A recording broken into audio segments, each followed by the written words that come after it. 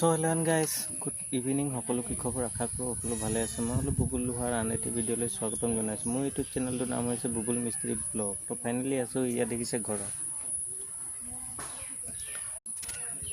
তো ফাইনেলি মোৰ পিছফালে যিটো বেকগ্ৰাউণ্ড দেখিয়ে গম পাইছোঁ মইতো ঘৰত আছোঁ বৰ্তমান। তো কামলৈ যাম ভাবিছিলোঁ, তো কামলৈ যোৱা নহ'লেই।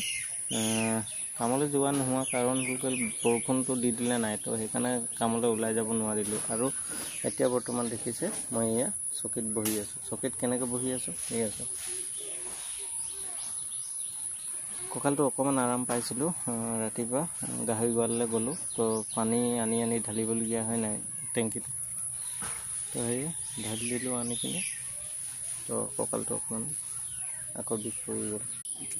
তো আপোনালোকে ভাবিছে চাগে মই মেডিকেল ট্ৰিটমেণ্ট কৰা নাই, তাকে মই কৈ দিম ভাবিছোঁ যে মেডিকেল ট্ৰিটমেণ্টো কৰিছোঁ আৰু অকণমান হুক লাগিছিলে বুলি ইটোৱে কৈছে সিটোৱে কৈছে হুক লাগিছে, তাকে ঝৰা মেলাও কৰাইছোঁ। বৰ্তমান আৰাম হৈ যায়, আকৌ হৈ যায়গৈ।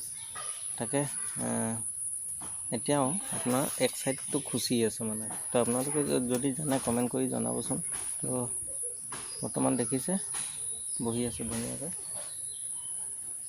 তো উপায় নাই, বহি থকা বাহিৰে বেলেগ কামটো নাই। বাৰী ঘৰ আছে ধুনীয়াকৈ, কৰিব পৰা নাই কাম। তো সেয়ে আজিৰ মিনি শ্বৰ্ট ব্লগটো ইমানতে সামৰণি মাৰিছোঁ। Bye bye.